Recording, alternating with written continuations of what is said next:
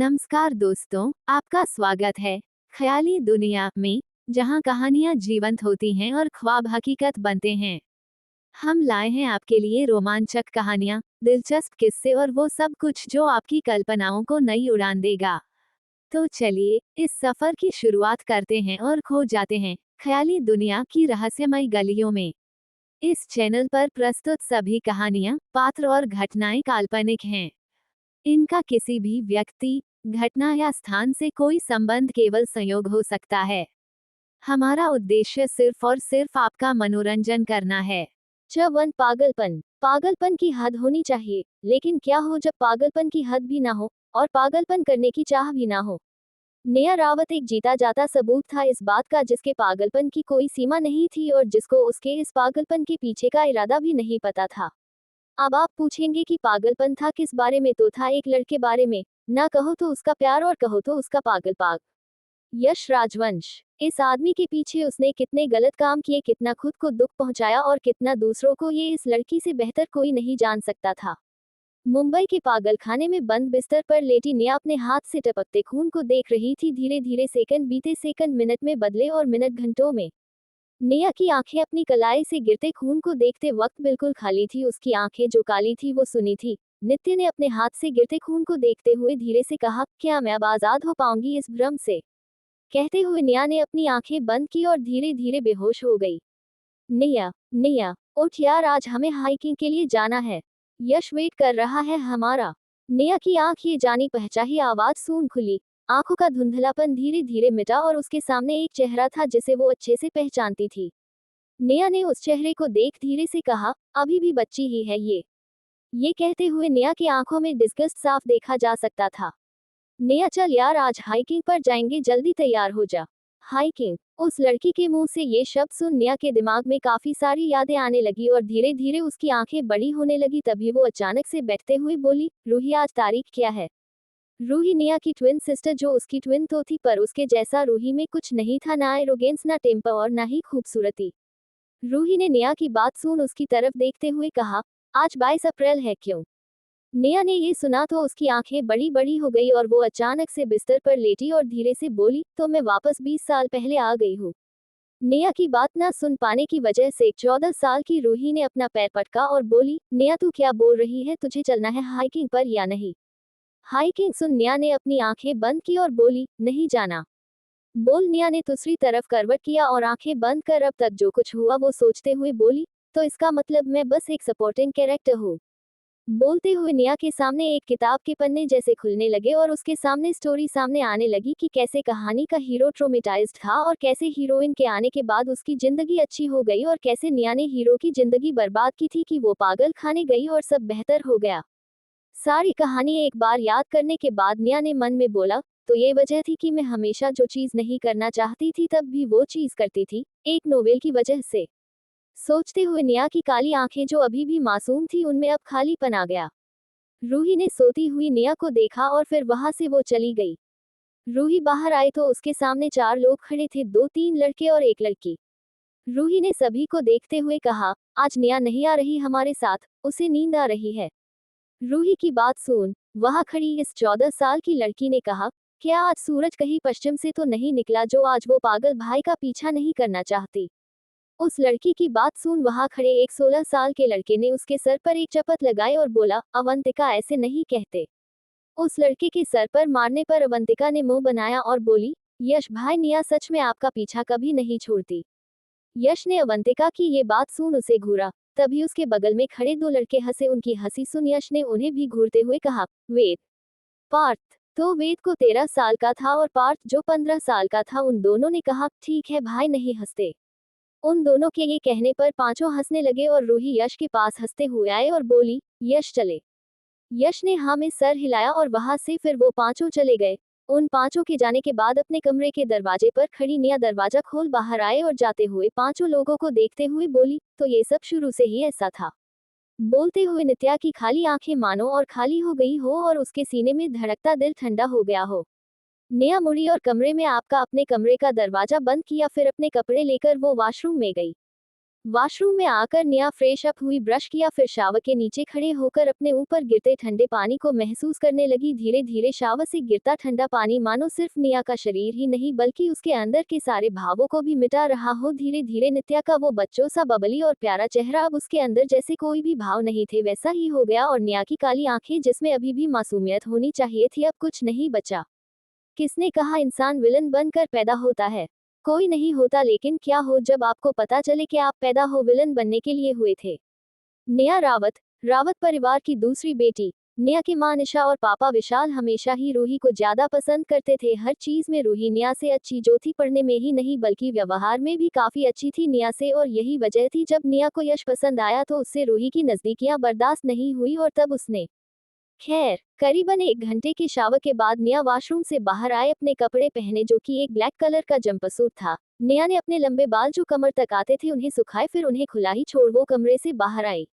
नेहा की फैमिली और यश की फैमिली एक दूसरे को काफी लंबे टाइम से जानते थे। इन दिनों परिवार के बीच काफी अच्छी दोस्ती थी भी। इस बार नेहा का परिवार और यश का परिवार साथ में छुट्टियां मनाने मनाली आया था। वो सभी यश के फार्म हाउस में रुके हुए थे। अभी सभी लोग हाइकिंग पर गए थे, नेहा के पेरेंट्स और यश के पेरेंट्स भी। नेहा कमरे से निकल हाल में आए और सोफे पर बैठ गई। तभी उसके पास एक नौकरानी आई और बोली, आपको नाश्ता करना है मिस नेहा? नेहा ने बिना उस मेड की तरफ देखे हाँ में सर हिलाया और टीवी ऑन कर न्यूज देखने लगी। जल्दी ही मेड नेहा के लिए सैंडविच और दूध लाई, जिसे नित्या ने बिना कुछ कहे खाया, और न्यूज देखते हुए ये भी पता चल गया कि कभी दुनिया में क्या चल रहा हो। नेहा ने अपना नाश्ता खत्म किया और फिर उस मेड से बोली, मैं बाहर जा रही हूँ, कोई पूछे तो बोल देना यही पास में ही हूँ। बोल नेहा अपने कमरे में गई और अपना पर्स उठाकर वो बाहर निकल गई। अप्रैल में मनाली में ठंड नहीं थी, लेकिन गर्मी भी नहीं थी। नेहा फार्म हाउस से निकल रास्ते पर धीमी कदमों से चलने लगी। उसे बाहर की हवा खाए कितना समय बीत गया था, शायद 7 साल या 8, पता नहीं। सोचते हुए नित्या को पता भी नहीं चला कि कब सुबह से दोपहर होने को हो गया था। समय का ध्यान आते ही नेहा ने अपने कदम वापस उसी रास्ते पर मोड़े जिधर से वो आई थी कि तभी उसके पास एक ऑटो रुक और ऑटो वाले अंकल ने कहा, कहाँ जाना है बेटा, चलो मैं छोड़ देता हूँ। ये सुन नेहा ने रास्ते की तरफ एक नजर देखा, फिर ऑटो में बैठ एड्रेस बताया। करीबन 30 मिनट में ऑटो वाले ने नेहा को उसके एड्रेस पर उतारा तो नित्या ने ऑटो के पैसे दिए और फार्म हाउस के अंदर गई।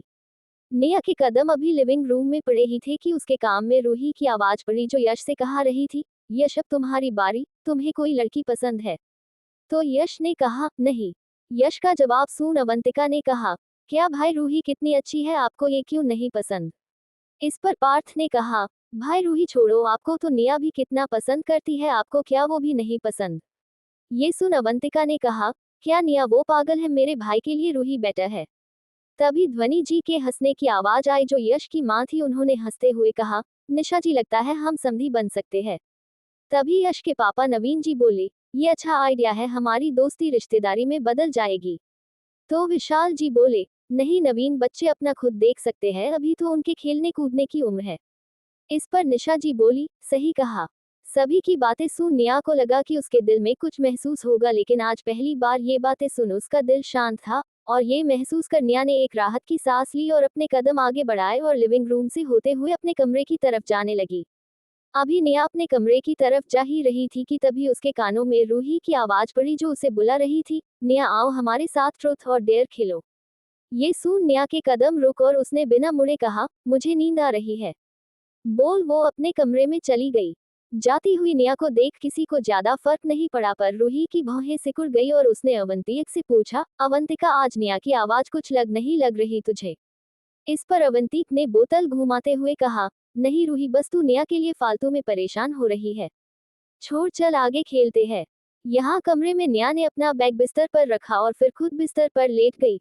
बिस्तर के पास बनी खिड़की से हल्की हल्की धूप नेहा के ऊपर पड़ रही, जिससे नेहा को एक सुकून मिल रहा था। धीरे धीरे नेहा की आंख लग गई और वो सो गई।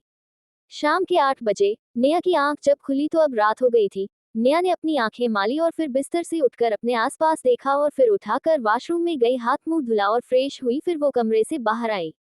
नेहा ने लिविंग रूम में आकर सभी जगह अपनी नजरें घुमाई तो किसी को भी नहीं पाया। तभी एक मेड नेहा के पास आए और बोली, मिस नेहा सभी गार्डन में है, आज बारबेक्यू का प्लान है, आप भी गार्डन में जाकर सबको ज्वाइन करें।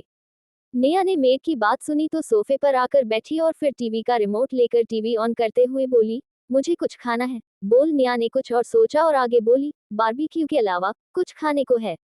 ये सुन उस मेड ने हाँ में सर हिलाते हुए कहा, जी, मैं अभी लाती हूँ। बोल मेड चली गई और निया आलस से सोफे पर बैठते हुए टीवी देखने लगी। टीवी की आवाज के साथ निया के कानों में बाहर गार्डन से आती सभी की आवाज भी पड़ रही थी। धीरे धीरे निया की आंख दोबारा बंद होने लगी कि तभी वहां पर मेड खाना लेकर आई। निया ने खाना देखा, दाल, चावल, रोटी, सब्जी और फिर चुपचाप खाना खाया और पानी पीकर खड़ी हुई और इस बार मेड को देखते हुए बोली, मैं सोने जा रही हूँ, कोई मेरे बारे में पूछे तो बता देना कि मैंने खाना खा लिया। बोल निया वापस अपनी कमरे में गई और बिस्तर पर लेट सो गई। चैप्टर 2, तुम पसंद नहीं। निया, निया उठ, हमें वापस जाना है आज। कल से स्कूल स्टार्ट हो रहे हैं। रूही की आवाज सुन निया की आंख खुली और उसने अपनी आंखें मलते हुए कहा, ओह। बोल निया उठी तभी रूही ने उसके हाथ में कपड़े रखते हुए कहा, जाओ जाकर फ्रेश अप हो जाओ, हमें चलना है। ये सुन निया ने अपने कपड़े पकड़े और बाथरूम में गई, फ्रेश अप हुई, नहाया और फिर कपड़े पहन बाहर आई, तो देखा रूही ने उसका बैग पैक कर दिया है। ये देख निया की आंखों में चिड़चिड़ापन दिखा। निया ने रूही को इग्नोर किया और शीशे के सामने खड़ी होकर अपने बालों का पोनीटेल बनाए, फिर खुद को एक बार देख उसने अपने शूज पहने और कमरे से बाहर निकल गई। निया को जाता देख रूही की भौहें सिकुड़ गई और फिर जल्दी से उसने अपना बैग पैक करना शुरू किया। बैग पैक करते समय रूही ने मन में कहा, मुझे निया बदली बदली क्यों लग रही है। यहाँ बाहर आज फिर निया सोफे पर बैठी और इस बार मेड बिना कुछ बोले किचन में गई और निया का नाश्ता लेकर आए और उसके सामने रखा। निया ने अपना नाश्ता देखा और फिर एक बार मेड को देखा, फिर बिना कुछ बोले खाना शुरू किया। निया अभी अपना नाश्ता कर ही रही थी कि तभी यश की आवाज उसके कानों में पड़ी, निया कल तुम कहाँ थी पूरे दिन। यश का सवाल और उसकी आवाज सुन निया ने सोचा कि उसके दिल में आज पक्का कुछ महसूस होगा, लेकिन उसका दिल शांत रहा। ये महसूस कर निया ने राहत की सांस ली और बिना यश की तरफ देखे बोली, सो रही थी। यश निया के बगल में आकर बैठा, फिर उसका सर सहलाते हुए बोला, इतना सोना अच्छी बात नहीं है, अभी तुम बच्ची ही हो। ये सुन निया ने हाँ में सर हिलाया और जल्दी से अपना नाश्ता खत्म कर उस मेड से बोली, मेरा बैग कमरे में है, उसे लेकर आओ। उस मेड ने हाँ में सर हिलाया, फिर निया की प्लेट उठाकर ले गई। तभी अवंतिका की आवाज निया के कानों में पड़ी, ओह, कोई महारानियों की सुख ले रहा है। ये सुन निया ने एक बार अवंतिका की तरफ देखा, 14 साल की बबली सी लड़की जो दूसरों के मामले में टांग गड़ाती हो, और फिर उसे इग्नोर कर अपनी आंखें बंद कर ली। ये देख अवंतिका जो इंतजार कर रही थी कि निया अब उस पर चिल्लाएगी, उसने कहा, लगता है कोई एक पिक बनता जा रहा है, खाओ, सो फिर खाओ और सो। अवंतिका की बात पर लिविंग रूम में आते पार्थ और देव को भी हंसी आ गई और उन्होंने कहा, अवंतिका किसको तू पिक कह रही है। तभी यश ने तीनों को घूरते हुए कहा, Avantika, Dev, Parth, shut up and Avantika से सॉरी तो नित्या। ये सुन अवंतिका ने अपना मुंह फुलाते हुए कहा, मैं क्यों इस पागल को सॉरी कहूं।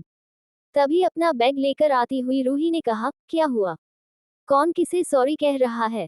इस पर अवंतिका ने रूही के पास जाते हुए कहा, भाई मुझे निया से सॉरी कहने को कह रहे हैं। तभी सभी घर के बड़े भी अपना सामान लेकर आए और ध्वनि जी ने पूछा, क्या हुआ बच्चों। तभी निया ने अपनी आंखें खोली और वहां पर आई मेड से अपना बैग लेते हुए बोली, हम निकल रहे हैं। ध्वनि जी ने निया का सवाल सुन कहा, हाँ चलो, सभी अपना सामान लेकर कार में बैठो, हम पहुंचते पहुंचते शायद रात हो जाए। निया ने सभी को इग्नोर किया और अपना सामान लेकर घर से बाहर निकल गई। निया को देख नवीन जी ने कहा, चलो बच्चों, तुम लोग क्यों खड़े हो। नवीन जी की बात सुन अभी अपना अपना बैग लेकर घर से बाहर निकले। निया ने अपना सामान कार में ड्राइवर से रखवाया और खुद कार में बैठी। जल्द ही रूही भी आ गई। रूही निया के बगल में बैठते हुए बोली, निया क्या हुआ है तुझे, तू कल से ही हम सब से ज्यादा बात नहीं कर रही है, कुछ हुआ है। रूही का सवाल सुन निया ने एक बार रूही की तरफ देखा और फिर बोली, तुम ज्यादा सोच रही हो। बोल निया ने अपनी आंखें बंद कर ली। ये सके रूही ही शांत हो गई और तभी निशा जी और विशाल जी भी कार में आकर बैठे।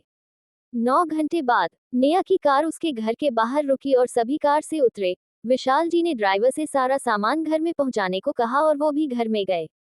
निया अपने कमरे में आए और लाइट्स ऑन कर सब कुछ देखने लगी। तभी रूही भी कमरे में आए और बोली, निया कुछ जरूर हुआ है, तू बता मुझे।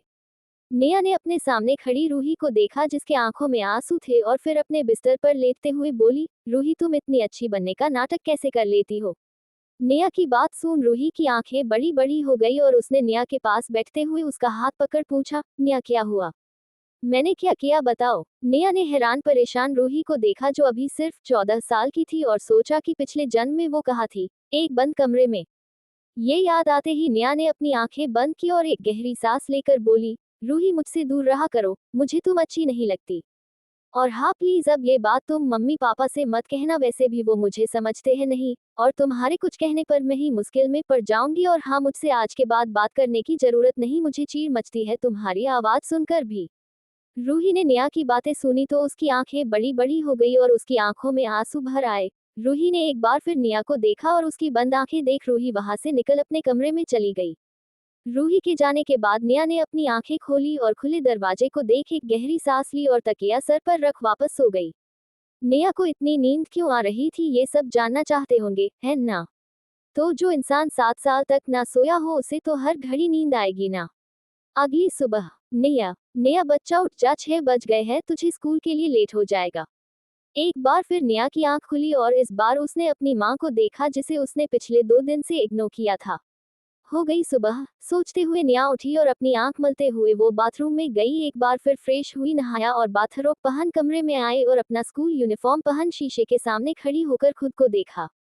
व्हाइट शर्ट, ब्लैक स्क्रिप्ट जो घुटनों तक आ रहा था, रेड टाई और ब्लैक जैकेट जो आधी से ज्यादा स्कर्ट को छुपा रहा था। नित्या ने खुद को देखते हुए जम्हाई ली, फिर अपने बालों का पोनीटेल बना अपना स्कूल बैग उठाया जिसको पिछले 3 हफ्ते से खोला नहीं गया था। नेहा अपना बैग लेकर नीचे आई तो पाया कि उसकी माँ, पापा और बहन तीनों नाश्ता कर रहे थे। ये देख नेहा की काली डल आंखें और डल हो गई। नेहा डाइनिंग टेबल के सबसे लास्ट सीट पर जाकर बैठी, तब उसके पास एक मेड आए और उसने पूछा, मिस ब्रेकफास्ट में आप क्या खाएंगी? नेहा ने पानी बहन, माँ और पापा की थाली में देखा जिसमें पोहा था और बोली, सैंडविच विथ मिल्क। ये सुन उस मेड ने हाँ में सर हिलाया और किचन में गई।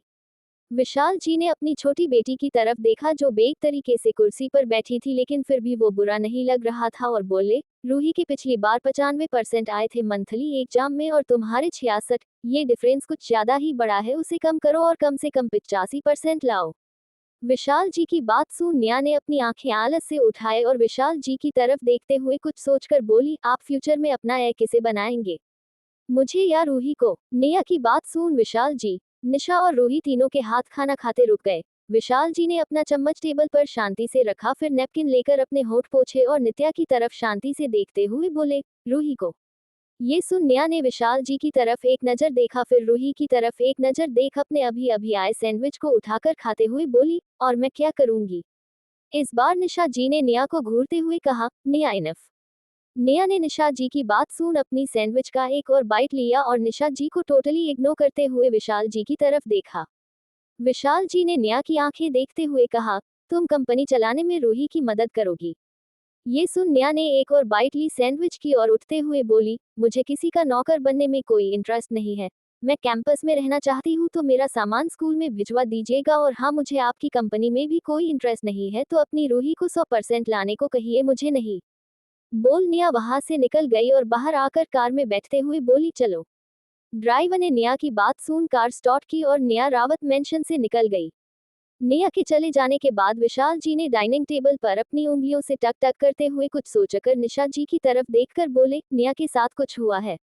वो आजकल कैसे बेवहमी कर रही है? उसने तुम्हें कुछ बताया? निशा जी विशाल जी की बातें सुन ब्लैंक हो गई और उन्होंने कहा, मुझे नहीं पता, और वो कौन सा मुझे कुछ बताती ही है।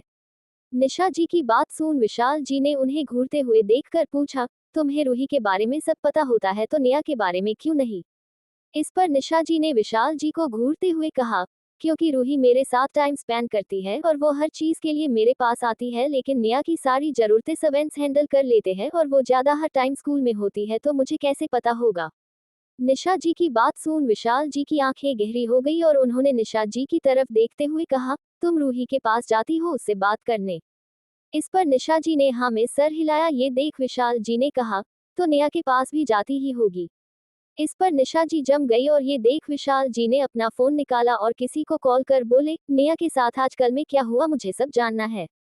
बोलते हुए विशाल जी उठे और रूही के माथे को चूमते हुए बोले, नेहा की बात को भूल जाओ, वो अभी बच्ची है। बोल विशाल जी ने निशा जी का हाथ पकड़ा और उन्हें अपने साथ कमरे में ले गए।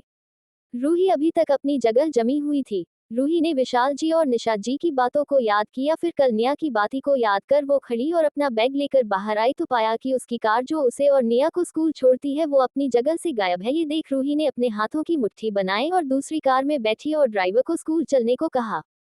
International school of Delhi. Neha अपनी कार से बाहर निकली और ड्राइवर से बोली, मेरा लगेज एक नौकर से बोलना मेरे जरूरत का सारा सामान पैक कर दे और तुम उसे यहाँ 2 घंटे में लेकर आओगे। ये सुन राय वहां में सर हिलाया और वहां से चला गया। और निया ने अपना स्कूल देख एक गहरी सांस ली और अपने कदम अपनी क्लास विंग की तरफ बढ़ाया। क्लास 9A 9th स्कूल की एलीट क्लास, जिसमें सिर्फ अमीर और इंटेलिजेंट बच्चे हैं सिवाय कुछ को छोड़कर, क्योंकि उन कुछ में स्कॉलरशिप वाले बच्चे और निया जैसे अमीर बच्चे आते हैं। निया ने अपनी क्लास को देखा, फिर जम्हाई लेते हुए क्लास के अंदर घुसी। निया को देखते ही क्लास में शांति छा गई, पर निया ने इस बात को इग्नोर किया और क्लास की सबसे आखिरी और कोने वाली सीट पर जाकर बैठ गई। फिर उसने अपना बैग अपनी बगल की खाली सीट पर रखा और हेड डाउन किया, फिर सो गई। और ये सब एक बार में हुआ। जहां निया आराम से सो रही थी तो वही क्लास में सभी बच्चों का दिल उनके हलक में आ गया था कि तभी एक चेयरफुल आवाज क्लास में गूंजी, जो अवंतिका की थी। हेलो गाइज, क्या हाल? छतरी अंधेरा। अवंतिका को देख क्लास के सभी बच्चे उसे ऐसे देखने लगे जैसे कि सभी ने देवी को देख लिया। अवंतिका ने सभी की नजरों को देखते हुए कंफ्यूजन से पूछा, क्या हुआ, तुम सब मुझे ऐसे क्यों देख रहे हो? इस पर एक क्लास का बच्चा अवंतिका के पास आया और उसके कानों में धीरे से बोला। आज वो निया क्लास में आते ही लास्ट सीट पर जाकर बैठ गई और फिर सो गई। अवंतिका ने उस लड़के की बात सुन लास्ट सीट की तरफ देखा जो एकदम कोने में था और फिर एक बड़ी सी मुस्कान के साथ बोली, तो फाइनली वो अब भाई का पीछा छोड़ रही है। ये सुन उस लड़के ने अपने सर पर हाथ रखते हुए कहा, अवंतिका, बात ये नहीं कि वो सो रही है, बल्कि बात ये है कि वो लास्ट सीट पर बैठ रही है। और रूही भी उसके साथ नहीं आई। तुम्हें क्या लगता है कुछ हुआ है रूही को? रूही का नाम सुन अवंतिका की आंखें सिकुड़ गई और उसने उस लड़के को साइड में किया और अपना बैग अपनी डेस्क पर रख निया की तरफ बढ़ी कि तभी पीछे से एक लड़की की आवाज आई, रूही तुम आ गई। ये सुन अवंतिका मुड़ी और रूही के पास आकर चिंता भरी आवाज में पूछा, रूही क्या हुआ, आज तुम लेट कैसे, क्या उस पागल ने कुछ कहा तुमसे? अवंतिका की बात सुन रूही ने अपने होंठ भींच लिए और फिर निया की कल की बात याद करने लगी। मुझे तुम पसंद नहीं। ये सोच रूही ने अवंतिका की तरफ एक हल्की मुस्कान के साथ देखते हुए कहा, नहीं, क्या मैं आज से तुम्हारे साथ बैठ सकती हूँ? ये सुन अवंतिका खुश हो गई और उसने अपना सर हाँ में हिलाया। फिर सभी बच्चे रूही के साथ अपने अपने ट्रिप की बताई करने लगे और ऐसे ही फर्स्ट पीरियड का टाइम हो गया।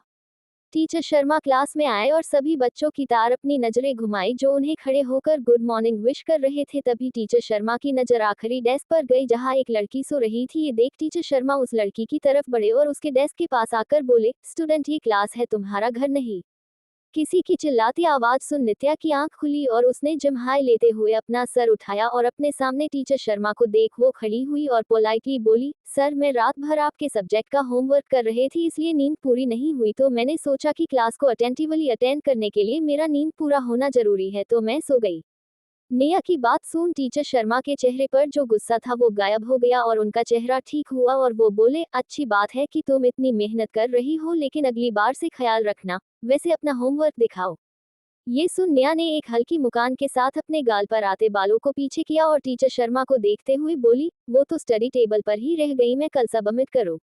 नेहा की बात पर पूरी क्लास की आंखें बड़ी बड़ी हो गई और टीचर शर्मा के चेहरा कड़क हो गया और उनके माथे की नसें मानो फटकर बाहर आना चाहती हो। टीचर शर्मा ने एक बार निया को घूरा और फिर बोले, अगर तुम कल होमवर्क नहीं लाई तो मैं तुम्हें मेरी क्लास से निकल दूंगा।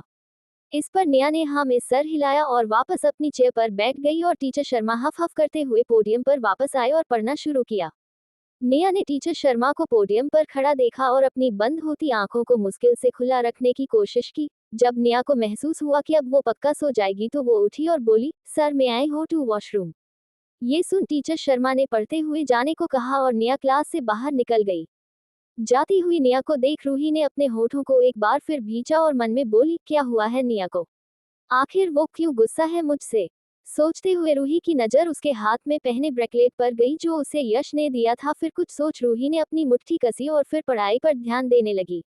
इधर निया क्लास से निकल स्कूल के पार्क में आए और फिर पेड़ के नीचे जहाँ छाव थी वहां लेट गई। दिल्ली की लेबोरेटरी में इस वक्त एक आदमी या फिर कहे एक लड़का जो करीबन 19 साल का था व्हाइट कोट पहने कुछ टेस्ट कर रहा था कि तभी लेबोरेटरी का दरवाजा खुला और एक लड़का जो करीबन 19 या 20 साल का होगा वो अंदर आया और अंदर काम कर रहे उस लड़के से बोला, मास्टर सिंह, अगर आपका हो गया हो तो हम चले। मास्टर सिंह, जिसे बुलाया गया था, उस लड़के ने अपना टेस्ट ट्यूब वापस टेबल पर रखा और कुछ नोट डाउन करके बोला, हम बोल। उस लड़के ने अपने ग्लव्स निकाले और फिर प्रोटेक्टिव चश्मा निकालते हुए बोला, मैंने सुना है वो लोग कुछ नया माल सप्लाई कर रहे हैं इंग्लैंड।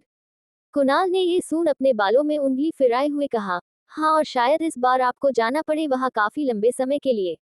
ये सुन मास्टर सिंह के हैंडसम और कामुक चेहरे पर एक मुस्कान छा गई और उन्होंने अपना होते कोट निकालते हुए कहा, ओह ऐसा है क्या, तो जेट रेडी करवाओ, मैं भी देखूं किसमें इतनी हिम्मत है कि मेरे माल को हल्ला पढ़ाना चाहता है वो। बोलते हुए मास्टर सिंह के चेहरे पर कुछ अलग भाव दिखे जिन्हें देविलिश कहना गलत नहीं होगा। यहाँ स्कूल में रूही ने रिसेस की बेल बजते ही अपन सामान पैक किया और क्लास से बाहर जाने को रेडी हुई क्योंकि निया पिछले 4 क्लासेस में अब्सेंट थी। रूही को उसकी चिंता हो रही थी। रूही को कहीं जाता देख अवंतिका ने भी अपना बैग पैक किया और उससे बोली, रूही क्या हुआ, तुम इतनी परेशान क्यों दिख रही हो। रूही ने अवंतिका की तरफ देखते हुए कहा, निया वो कब से क्लास में नहीं है, मुझे उसकी टेंशन हो रही है।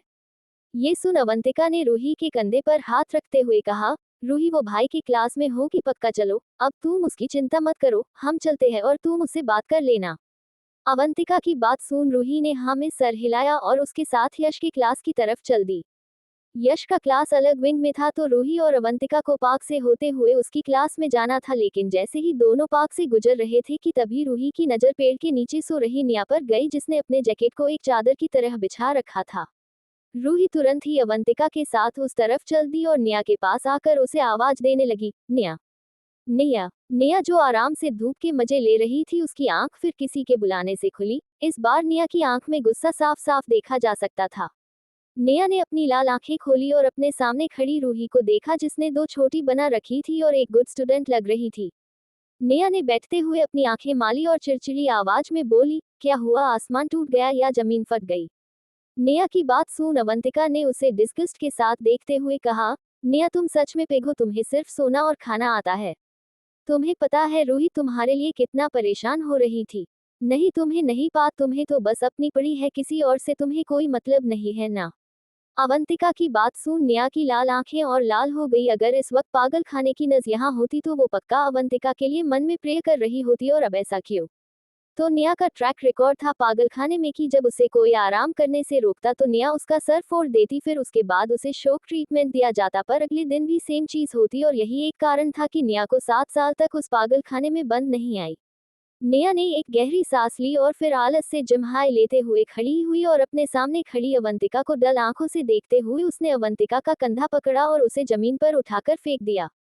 और ये होते ही अवंतिका की तेज रोने की आवाज ग्राउंड में गूंजी। नित्या फिर मुड़ी और आलस से जमीन पर बैठते हुए अवंतिका के गालों को पकड़कर बोली, अगली बार अपनी ये गटर जैसी जुबान का इस्तेमाल करने से पहले 100 बार सोचना, क्योंकि अगली बार मैं तुम्हें सिर्फ फेंकूंगी नहीं बल्कि तुम्हारा सर फोड़ दूंगी, समझी।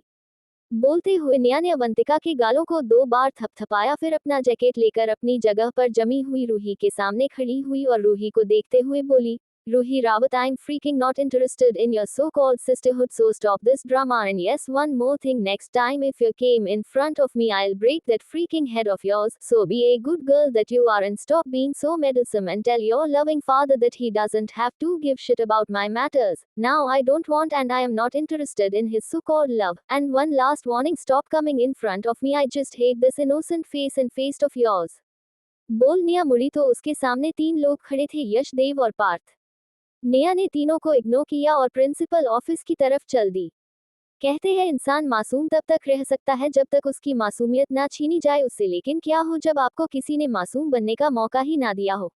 निया रावत एक पहेली जिसे आज तक या तो उस जन्म या तो इस जन्म में कोई नहीं समझ पाया था, और समझता भी कैसे। किसी ने उसे रूही का सब्स्टिट्यूट माना तो किसी ने रूही की दी हुई जिम्मेदारी, किसी ने उससे नफरत किया तो किसी ने उससे घृणा दिखाई।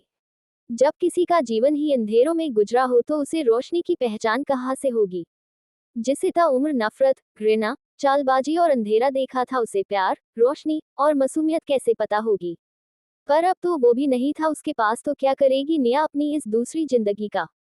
Chapter 4 prescription. 4 साल बाद। ओए मैंने सुना है स्कूल का नया डॉक्टर काफी हैंडसम है। हाँ लेकिन वो जल्दी किसी को देखता नहीं है। यार जितने दुख की बात है, मुझे तो लेकिन वो बहुत पसंद है, स्पेशली उसकी वो वॉलेट आंखें, हाय। अरे सभी शांत हो जाओ, नित्या आ रही है। क्या आज इतने जल्दी? वो तो रोज रेसेस के बाद आती है ना। हाँ वैसे रूही को देखो, वो क्लास 12A में है, एलीट क्लास में, और ये निया हमारी 12F में, दोनों बहनें में कितना डिफरेंस है ना। हाँ लेकिन कुछ भी कहो, निया है तो बहुत सुंदर। अबे पागल है क्या, इतना है तुझे, ये बात दोबारा कह मत देना वरना वो तेरा सर फोड़ देगी। तुझे पता नहीं क्या कि कल उसने फिर सेक्शन बी के एक लड़के का हाथ तोड़ दिया। लेकिन गलती उसकी ही थी। एक बात बताओ, जब पूरे स्कूल को पता है कि नेहा को पसंद नहीं कि कोई उसकी नींद खराब करे, तो वो क्यों गया था उसके पास? अरे अपनी मौत को दावत देने। अबे चुप, वो आ गई। सभी अपने अपने डेस्क पर बैठ जाओ वरना आज सब पिटोगे। यार उस तिवारी ने नेहा को मॉनिटर बनाकर अच्छा नहीं किया। वो मॉनिटर के नाम पर हम सबको कूटती है। क्या झूठा? वो इसलिए कूटती है क्योंकि अगर तुम शोर करते हो तो तिवारी उसको रूही से कंपेयर करता है, और किसे नहीं पता नेहा रावत नफरत करती है अपनी बहन से। अबे वो आ गई। सभी बच्चे ये सुन अपनी सीट पर बैठ गए और अपनी किताबें निकाल पढ़ने लगे। तभी क्लास का दरवाजा खुला और एक 17 साल की लड़की, जो पतली सी थी लेकिन बेहद खूबसूरत, उस लड़की के बाल सलीके से पोनीटेल में बंदे से, उसकी यूनिफॉर्म सलीके से पहनी हुई थी, लेकिन आज उसके चलने का तरीका थोड़ा अलग था। रोज से उस लड़की का चेहरा लाल हो रखा और उसके आंखों के कोने में आ रहा पानी इस बात का सबूत था कि उसकी नींद आज पूरी नहीं हुई थी। नेहा क्लास के अंदर आए। आज उसका सर दर्द से फटा जा रहा था, और ऐसा हो क्यों ना क्योंकि पिछले 2 दिन से वो सोई नहीं थी क्योंकि उसकी नींद की दवाई खत्म हो चुकी थी। नेहा ने क्लास के दरवाजे के पास खड़े होकर सभी बच्चों को देखा और फिर अपनी ठंडी आवाज में बोली, कौन आज मॉनिटर बनना चाहता है? नेहा का सवाल सुन सभी बच्चों की सांसें थम गई और सभी ने मन में प्रार्थना करना शुरू कर दिया। हे भगवान, मैं नहीं, प्लीज, मैं आपको 2 किलो लड्डू चढ़ाऊंगा। हे रब्बा, मैं नहीं, वरना ये डेविल मार डालेगी मुझे। ही ईश्वर, मैं नहीं। लेकिन कहा भगवान सभी की प्रार्थना सुनता है। नेहा ने शांत क्लास को देखा, फिर गहरी सांस लेकर बोली, रोल नंबर 1 आज क्लास मॉनिटर है। अगर वो अब्सेंट है 2, अगर वो भी तो 3। बोल। नेहा मुड़ी और स्कूल मेडिकल ऑफिस की तरफ चल दी। यहाँ क्लास में रोल नंबर 1 खड़ा हुआ और उसने सभी बच्चों को देखते हुए चिल्लाकर कहा, सालों, वो डेविल मेरा कचूमर निकल देगी तो सब आज चुप रहना वरना मैं सबकी खटिया खड़ी और बिस्तर गोल कर दूंगा। बोलते हुए उस लड़के के आंखों में आंसू भर आए और उसने लगभग लगभग रोते हुए कहा, बहुत बुरे हो तुम सब। यहाँ नेहा को नहीं पता था कि उसकी वजह से एक लड़का रो रहा था। वो तो अपना सर मलते हुए स्कूल के मेडिकल ऑफिस की तरफ चले जा रही थी कि तभी उसके कानों में एक लड़की की उदास आवाज पड़ी जिसे उसने पिछले 1 महीने से नहीं सुना था। अवंतिका, क्या नेहा इस बार बर्थडे पर आएंगी? अवंतिका, जो खुद इस साल 17 साल की हो गई थी, उसने अपने बगल में खड़ी मासूम सी लड़की के पीठ को सहलाते हुए कहा, रूही, नेहा पागल है, तुम उसके बारे में क्यों परेशान होती हो? जानती नहीं क्या कि उसकी रेपुटेशन कैसी है स्कूल में? रूही जो अब बड़ी हो गई थी लेकिन उसका बच्चों सा मासूम चेहरा अभी भी मासूम ही था। उसने अवंतिका के कंधे पर सर रखते हुए कहा, पता नहीं क्या हुआ है नेहा को, क्यों वो मुझे अब पसंद नहीं करती। ना ही अब वो घर आती है, ना ही कभी फोन पर पापा मम्मी से बात करती है, ना ही अब हमारे साथ कहीं जाती है। इस पर अवंतिका ने कहा, रूही अच्छी बात है, ये देखो इस वजह से अंकल आंटी कितना प्यार करते हैं तुमसे। तुम छोड़ो उस पागल की बात, चलो हम अपने पेपर की तैयारी करते हैं।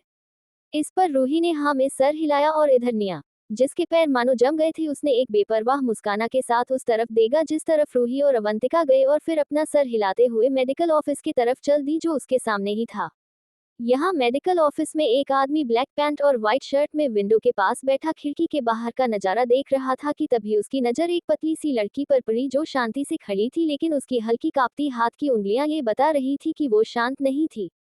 उस आदमी ने देखा कि वो लड़की कुछ देर ऐसे ही वहां खड़ी थी, फिर उसने अपनी लंबे और सीधे पैरों को मेडिकल ऑफिस की तरफ आने को बढ़ाया कि तभी उस लड़की के सामने एक लड़का आकर खड़ा हुआ और उसने कुछ कहा, जिसके बाद उस लड़की ने अपना बैग और जैकेट निकाला जिससे उस लड़की का पतला पर वेल डेवलप शरीर सामने आया। उस लड़की ने इस वक्त सिर्फ एक शर्ट और स्कर्ट पहना था जो इसके घुटनों तक का रही थी। उस लड़की ने अपनी टाई को हल्का नीचे खींचकर किया, फिर सफाई से पास में पड़ी बेंच पर अपना जैकेट और बैग रखा। फिर उस लड़की ने लड़के से कुछ कहा जिसके बाद वो लड़का हंसा कि तभी उस लड़की ने उस लड़के के पेट में एक लात मारी और फिर उस लड़के के कमर को पकड़ उसे उठाकर फेंक दिया। ऐसा करते हुए उस लड़की की शर्ट हल्की सी ऊपर हुई जिससे उसकी पतली कमर साफ साफ दिख रही थी, और तभी वो लड़की मुड़ी और आलस के साथ उस लड़के के पास जाकर उसके पेट पे अपना पैर रखा और झुककर कुछ कहा। ऐसा करते हुए एक बार फिर उस लड़की की पतली सी कमर उस आदमी के नजरों से सामने थी, लेकिन तभी उस आदमी ने देखा कि उस लड़के ने कुछ कहा और वो लड़की उस लड़के से दूर हुई, फिर अपना जैकेट झुककर उठाया कि तभी उस लड़की ने उसकी तरफ देखा, फिर उसे इग्नोर कर अपना बैग उठाकर वो मेडिकल ऑफिस की तरफ आने लगी। अभी वो आदमी उस लड़की को हो देख रहा था कि तभी उसके कानों में एक आदमी की आवाज गई को उससे कह रहा था, मास्टर सिंह आप क्या देख रहे हैं इतने गौर से? ये सवाल सुन। मास्टर सिंह, जिसका नाम अमन सिंह ठाकुर था, उसने धीरे से कहा, उसकी पतली कमर। कुणाल ने अमन ने जो कहा वो सुना नहीं तो दोबारा पूछा, क्या?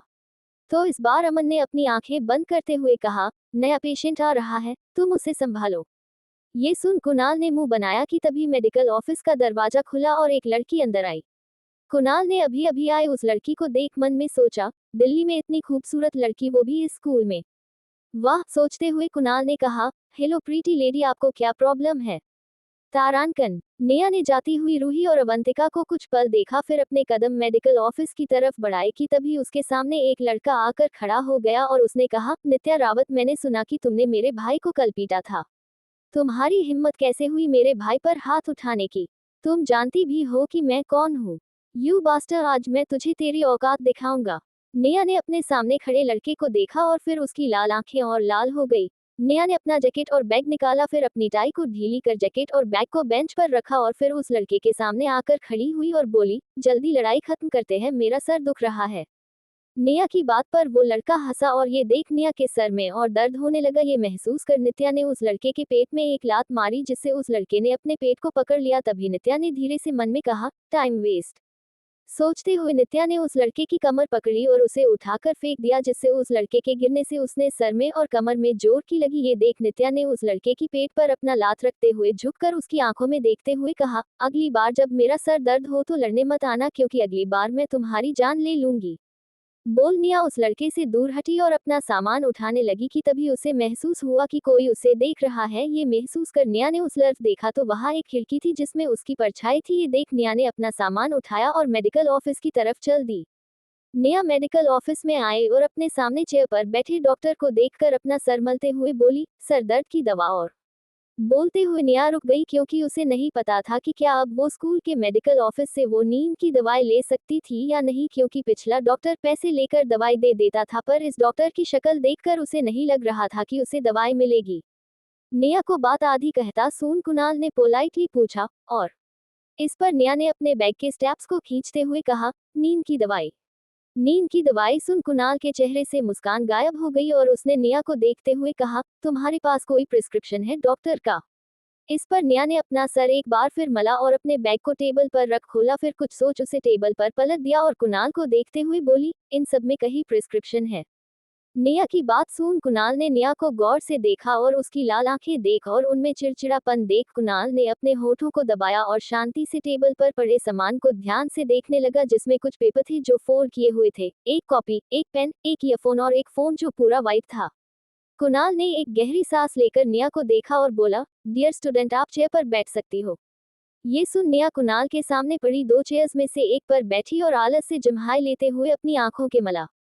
कुणाल ने निया के इस एक्शन को देखा, फिर एक एक कर पेपर्स को खोलना शुरू किया। पहला पेपर फिजिक्स का टेस्ट पेपर 0/100, द्वारा पेपर केमिस्ट्री 3/100, तीसरा पेपर बायोलॉजी 6/100, चौथा पेपर मैथ्स 9/100, पांचवा पेपर इंग्लिश 21/100, छठा पेपर 2 साल पुराना साइकाइट्रिस्ट का प्रिस्क्रिप्शन।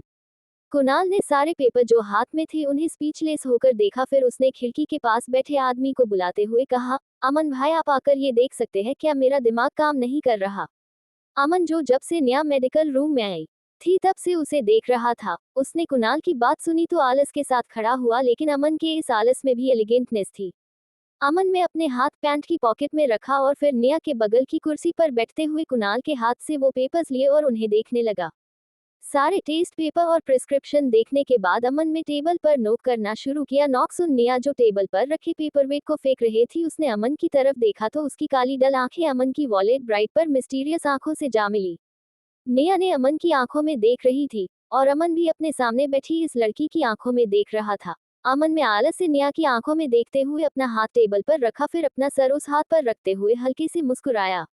अमन की आंखों में एक ग्लिंट और मुस्कान देख निया ने तुरंत अपना सर कुणाल की तरफ घुमा लिया और ये देख अमन की आंखों की मुस्कान और बढ़ गई। फिर अमन खड़ा हुआ और मेडिसिन स्टैंड के पास आकर कुछ दवाई निकाली और एक थर्मामीटर लेकर वो निया के पास आया और दोबारा कुर्सी पर बैठते हुए कुणाल से अपनी चार्मिंग वॉइस में बोला, जाकर थर्मेस और एक कप लेकर आओ। अमन की बात सुन कुणाल खड़ा हुआ और मेडिकल रूम के पीछे बने कॉटेज में गया और वहां से अमन का थर्मस और एक डिस्पोजेबल कप लेकर बाहर आया। यहाँ कुणाल के जाने के बाद अमन ने थर्मामीटर को साफ किया, फिर उसे निया को देते हुए कहा, अपना टेम्परेचर चेक करो। निया ने अमन के हाथ से थर्मामीटर लिया और फिर उसे अपने मुंह में डाला। ये देख अमन ने इसके सामने 3 दवाई रखते हुए कहा, ये 10 टैबलेट नींद की, ये सर दर्द की, ये बुखार की। कुणाल ने आकर पानी की बोतल और कप अमन को दिया तो अमन ने कप को एक बार वॉश किया, फिर उसमें पानी भरकर नेहा के सामने किया और उसके मुंह से थर्मामीटर निकलकर चेक किया और बोला, माइल्ड फीवर है, ये दवाई खा लो, नींद की दवाई अभी खाने की जरूरत नहीं। ये सुन नेहा ने सर दर्द और बुखार की दवाई को देखा और अपने होठों को दबाते हुए दवाई को उठाए और उसे एक सांस में निगल गई। ये देख अमन के होठों पर हल्की सी मुस्कान आई, पर वो तुरंत गायब भी हो गई। अमन ने नेहा के सारे टेस्ट पेपर देखे और फिर उन्हें फोल्ड कर बैग में वापस रख दिया। तब अमन को नजर नेहा की कॉपी पर गई। अमन ने नेहा की कॉपी खोली तो वो ब्लैंक थी। ये सके अमन ने उसे भी बैग में रखा और फिर नेहा ने अपना बैग उठाया और दवाई लेकर बोली, थैंक्स बोल नेहा डॉक्टर ऑफिस से बाहर निकल गई। नेहा के जाने के बाद कुणाल ने जाती हुई नेहा को देखते हुए कहा, ये लड़की देखने में तो अच्छी बच्ची लगती है, लेकिन इसके मार्क्स, अमन भाई अगर ये आपकी स्टूडेंट होती तो आप तो इसको मार ही डालते। ये सुन अमन ने दरवाजे की तरफ देखा और फिर कुछ सोचकर बोला, तुमने साइन लिए? ये सुन कुणाल ने कहा, अरे ये तो मैं भूल ही गया, पर कोई बात नहीं, मैं उससे बाद में एंट्री लिस्ट पर साइन ले लूंगा। इस पर अमन ने वापस खिड़की के पास बैठते हुए कहा, कल। ये सुन कुणाल ने अमन को घूरते हुए कहा, अमन भाई मैं इस लड़की को कल तक कैसे ढूंढूंगा? इस पर अमन ने अपनी आंखें बंद करते हुए कहा, Neha Rawat 1-2 F 5 taking orders. Neha अपने हॉस्टल रूम में आए और अपना बैग स्टडी टेबल पर रख बिस्तर पर जाकर लेट गई। नित्या ने अपनी आंखें बंद की तो उसकी आंखों के सामने वही वॉलेट आंखें घूमने लगी जिसमें मिस्ट्री थी और हल्की मुस्कुराहट, और ऐसे ही ना जाने कब नित्या को नींद आ गई, उसे पता भी नहीं चला। शाम का वक्त।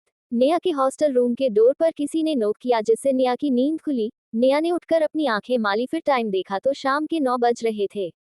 नेहा ने उठकर दरवाजा खोला तो सामने मिस्टर विशाल रावत को पाया। विशाल जी ने नेहा को देखकर हल्की सी मुस्कान के साथ कहा, कैसी हो नेहा? नेहा ने दरवाजा खुला छोड़ और वापस कमरे में आकर एक ग्लास में विशाल जी के लिए पानी निकाला। विशाल जी कमरे में आए और स्टडी टेबल की चेयर पर बैठते हुए आगे बोले, कल तुम्हारे और रूही की बर्थडे पार्टी रखी है तो अपना सामान पैक करो और घर चलो।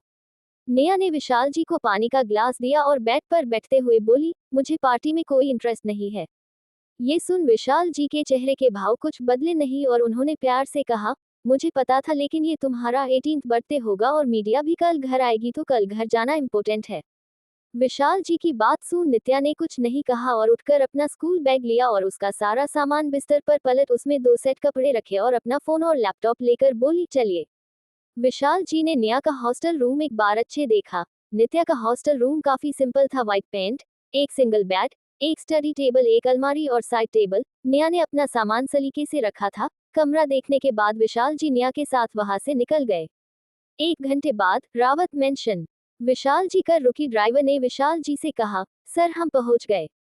ये सुन विशाल जी ने अपनी छोटी बेटी को देखा जो खिड़की से अपना सर टिकाए सो रही थी। 4 साल पहले विशाल जी ने पता लगाया था कि ऐसा क्या हुआ कि उनकी बबली सी बेटी इतनी बदल गई, लेकिन अंत में उन्हें कुछ पता नहीं चला, बल्कि उन्हें एहसास हुआ कि रूही को संभालते लाड करते करते वो निशा ही नेहा को कहीं भूल से गए थे। लेकिन इस बात का एहसास होने में उन्हें देर हो गई और नेहा हॉस्टल शिफ्ट हो गई, और तब से ही उन्होंने नेहा को किसी भी चीज के लिए फोर्स करना बंद कर दिया। लेकिन 3 साल पहले जब स्कूल में हेल्थ चेकअप हुआ तो नेहा को इंटरमिटेंट एक्सप्लोसिव डिसऑर्डर और इंसोम्निया होने के सिम्टम्स दिखे, जिसके बाद से नेहा 1 साल के लिए साइकाइट्रिस्ट के पास सेशन लेने जाती, जिसके बाद उसकी बीमारी ठीक तो नहीं हुई लेकिन बढ़ जरूर गई, तो फिर नेहा ने वहां जाना भी बंद कर दिया और अब 2 साल बाद नेहा की हालत पहले से बेहतर थी। विशाल जी ने नेहा के बालों को सहलाया, फिर आराम से कार का दरवाजा खोला और नेहा को संभाल कर गोद में उठाकर घर की तरफ चल दिए। क्योंकि रूही का बर्थडे था कल, तो रूही ने अवंतिका, पार्थ, देव और यश को अपने घर आज ही बुला लिया था। सभी लिविंग रूम में बैठे ट्रूथ एंड डेयर खेल रहे थे। अवंतिका ने बॉटल घुमाई तो वो रूही की तरफ जाकर रुकी। ये देख पार्थ ने रूही से एक्साइटेड होकर पूछा, रूही तुम आगे क्या बनना चाहती हो? इस पर रूही ने शर्माते हुए अपने बालों को जो गाल पर आ रहे थे उन्हें कान के पीछे किया और बोली, मैं पापा की तरह हमारी कंपनी को आगे बढ़ाना चाहती हूँ। इस पर यश ने, जो कि अब 20 साल का हो गया था और कंपनी जाने लगा था, उसने रूही को इनकरेज करते हुए कहा, ये अच्छी बात है कि तुम्हारा ये ड्रीम है। ये सुन रूही ने यश की तरफ देख एक स्वीट स्माइल के साथ कहा, थैंक्स। तभी देव ने रूही से पूछा, रूही मैंने सुना कि आज निया ने 12th बी के एक बच्चे को फिर पीटा, क्या ये सच है? ये सुन रूही का मुस्कुराता हुआ चेहरा उदास हो गया और उसने परेशान होते हुए कहा, हाँ, पता नहीं क्यों निया हमेशा लड़ाई करती है और पापा उसे कुछ नहीं कहते, मुझे समझ में नहीं आता ये लड़की करना क्या चाहती है। इस पर अवंतिका ने रूही के कंधे पर हाथ रखते हुए कहा, रूही तुम उस पागल की चिंता मत करो, वो बस अपना दिमागी संतुलन खो चुकी है। इस पर रूही ने कुछ नहीं कहा। तभी देव ने कहा, वैसे क्या वो कल तुम्हारी पार्टी में आएगी? ये सुन रूही ने एक गहरी सांस लेकर कहा, पता नहीं पिछले 4 साल से वो घर नहीं आए हैं, स्कूल में भी वो पढ़ती नहीं, हमारा मिलना भी नहीं होता, मुझे तो उसके बारे में कुछ नहीं पता। विशाल जी लिविंग रूम में शांति से खड़े होकर सभी की बातें सुन रहे थे। विशाल जी ने अपने बगल में खड़ी लड़की को देखा जो अब उसके कंधे से बड़ी हो गई थी और अपने होठों को दबाते हुए बोले, क्या मैं इन सबको तुम्हारे लिए डांटूं? नेहा जो आराम से कार में सो रही थी, उसकी आंख विशाल जी की गोद में खुली। नेहा को जगा हुआ पाकर विशाल जी ने उसे नीचे उतरा और दोनों लिविंग रूम में आए तो दोनों ने लिविंग रूम में खेलते 5 लोगों की बातें सुनी।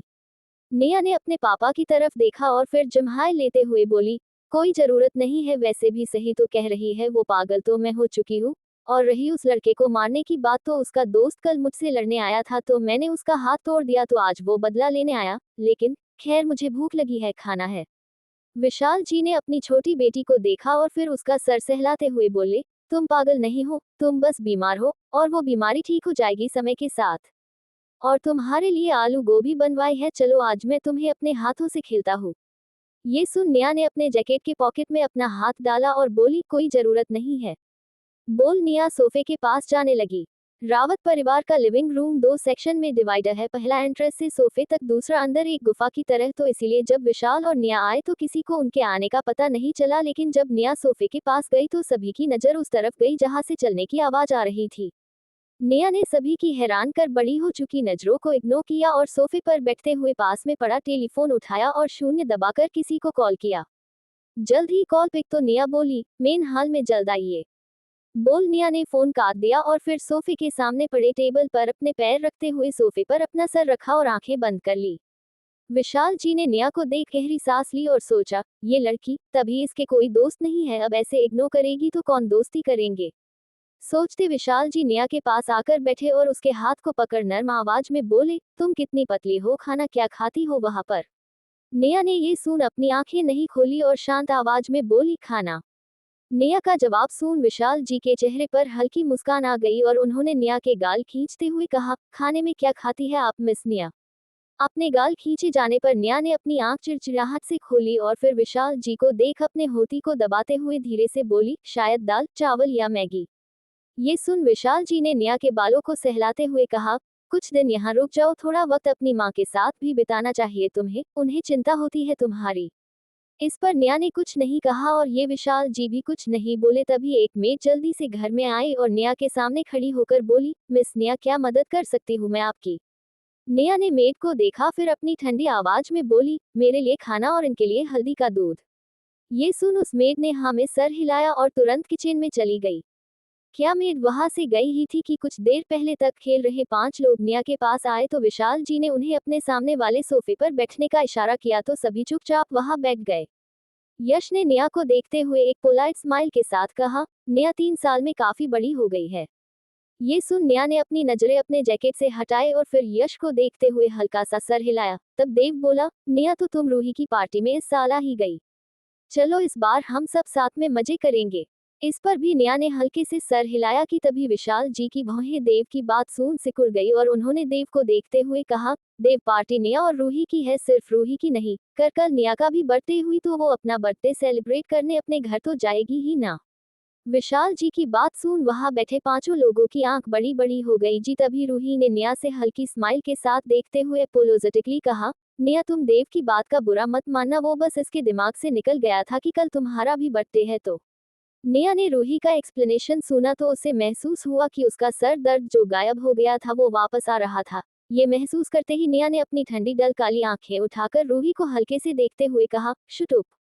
नेहा की बात सुन रूही क्यों मुंह बंद हो गया और उसका चेहरा रोने जैसा हो गया। ये देख अवंतिका ने रूही का हाथ पकड़ा और नेहा से चिढ़कर बोली, नेहा रूही तुम्हें एक्सप्लेनेशन दे रही थी, तुम्हें इतना रूड होने की क्या जरूरत है?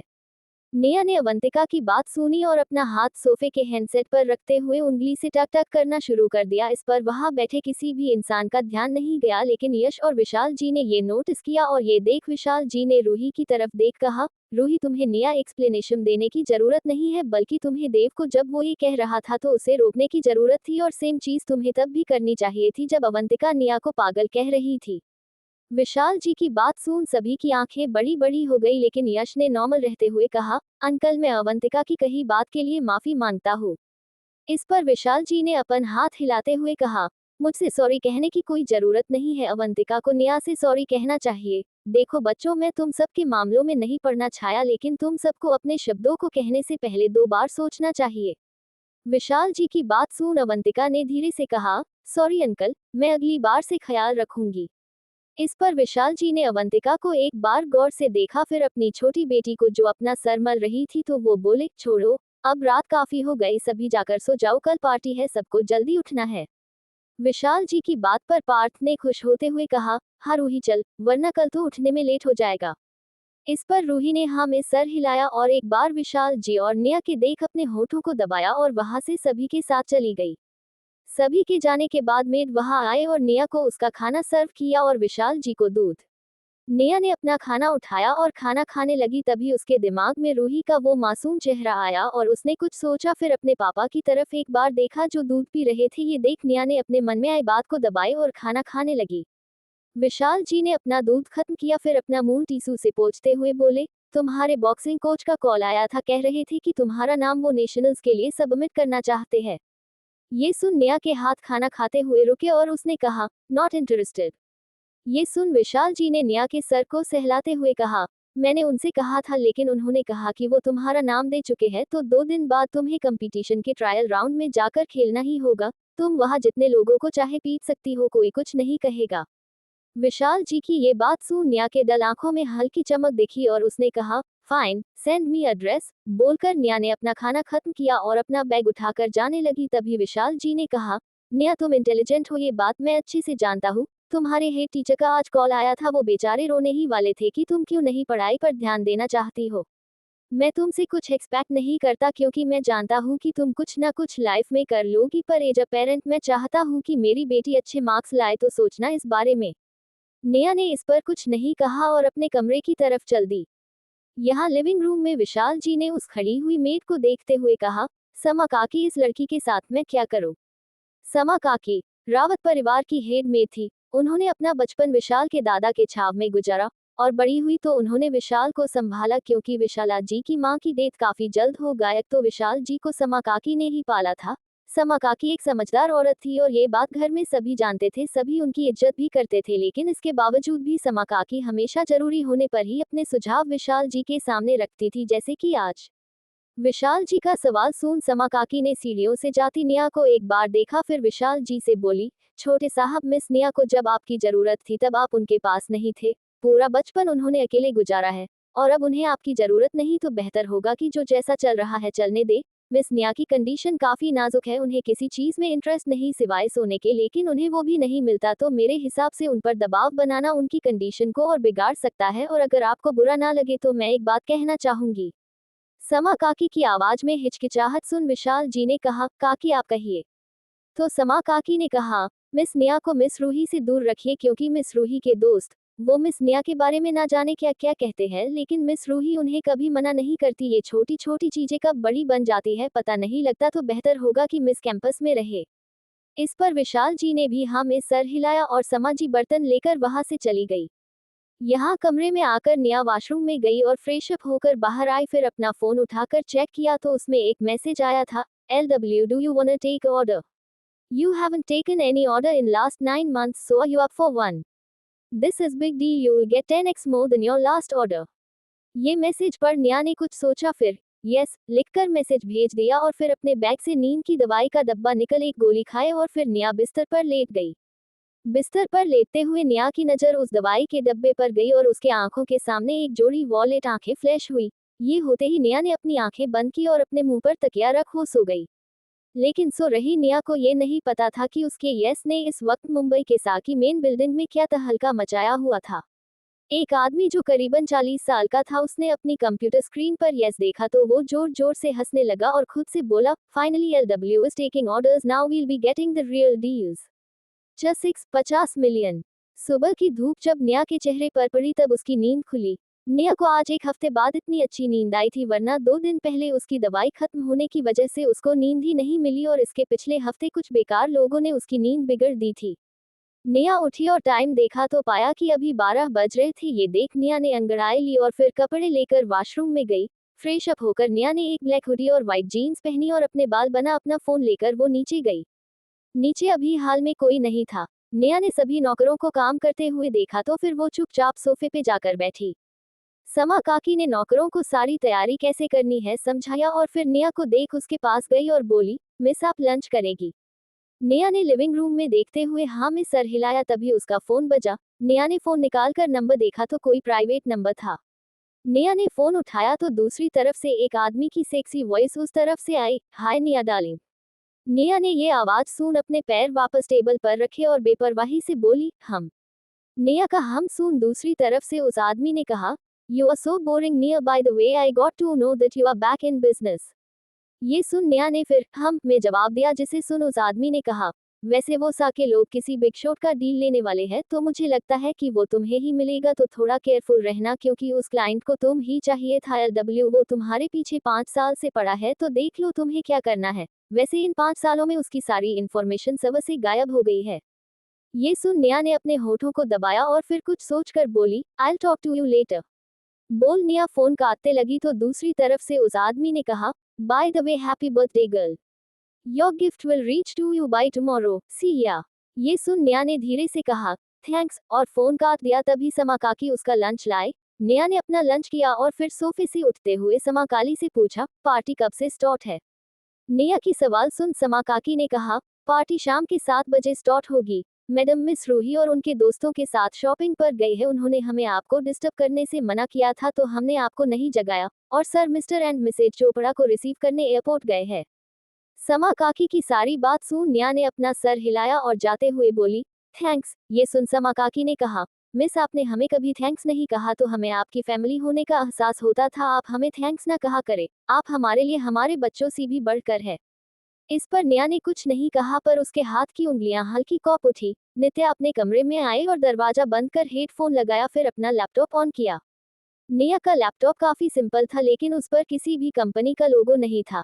नेहा ने अपना लैपटॉप ऑन किया तो पूरी स्क्रीन ब्लैक थी, जिसके बाद नित्या ने कुछ कोड्स को टाइप किया और स्क्रीन ब्राइट हुई, लेकिन उस पर अब एक स्टेरी नाइट का वॉलपेपर बना था। नित्या ने फिर कुछ बटन दबाए और एक नई विंडो ओपन हुई जिस पर लिखा था, welcome back LW, are you up for any challenge?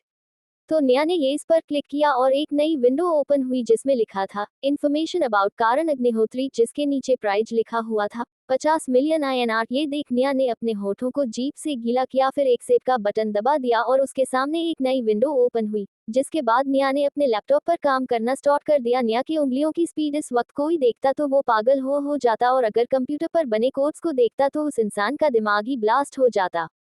और ऐसा होता भी क्यों नहीं, क्योंकि नेहा रावत एक आलसी लड़की है, या तो वो सोती है या फिर अक्सर लड़ाई करती है, और अगर दोनों नहीं तो पक्का को कहीं बाहर कुछ कर रही है, और ये बात सभी को पता है।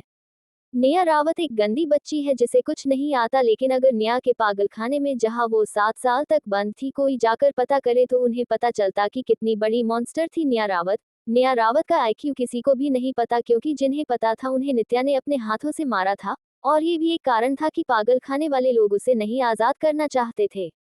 नेहा रावत को हर दूसरे दिन शॉक ट्रीटमेंट दी जाती, लेकिन वो तब भी पागल नहीं हुई थी। क्यों? क्योंकि उसका ब्रेन इतना पावरफुल था। और शायद यही एक वजह थी कि जब नेहा ने पिछली जिंदगी में रूही को 13 साल के लिए एक स्टोर रूम में बंद किया था तो कोई उसे नहीं ढूंढ पाया था, लेकिन एक गलती और सब चौपट। नेहा ने लैपटॉप पर करीबन 1 घंटा काम किया और उसके हाथ में अब करण अग्निहोत्री की सारी इंफॉर्मेशन थी। नेहा ने उस इंफॉर्मेशन को एक बार चेक किया और फिर उसे सबमिट कर दिया, जिसके बाद उसके फोन में एक मैसेज आया। नेहा ने अपना लैपटॉप बंद किया और फिर अंगड़ाई लेते हुए बिस्तर से उठी और एक ग्लास पानी पिया, फिर अपना फोन चेक किया तो इसमें मैसेज था, your XX account have received 50 million INR, thanks. ये देख नेहा की काली आंख के आगे कुछ आया, जिसके बाद नेहा ने उस मैसेज को डिलीट किया, फिर अपने कमरे का दरवाजा खोला और नीचे गई। अब तक हाल में सारी तैयारी हो चुकी थी और अब निशा जी और बाकी सब भी आ चुके थे। विशाल जी भी ध्वनि और नवीन जी के साथ आ गए थे। सभी लिविंग रूम में बैठे बातें कर रहे थे। किसी के सीढ़ियों से उतरने की आवाज सुन सभी ने उस तरफ देखा तो आती हुई नेहा को पाया। विशाल जी ने अपनी बेटी को देख एक मुस्कान के साथ कहा, बच्चे अब कैसे लग रहा है, बुखार ठीक है? ये सुन नेहा ने विशाल जी को थोड़ी हैरानी से देखा तो विशाल जी ने उसे अपने पास आने का इशारा किया, जिसे देख नेहा उनकी तरफ चल दी। विशाल जी ने पानी छोटी बेटी के माथे को छूकर देखा और फिर बोले, अब ठीक है बुखार, बैठो और बताओ खाना खाया? नेहा ने विशाल जी के बगल में बैठते हुए हाँ में सर हिलाया। तब विशाल जी बोले, वैसे अंकल आंटी को हाय करो, वो तुम्हारे और रूही के बर्थडे के लिए स्पेशली यहाँ आए हैं।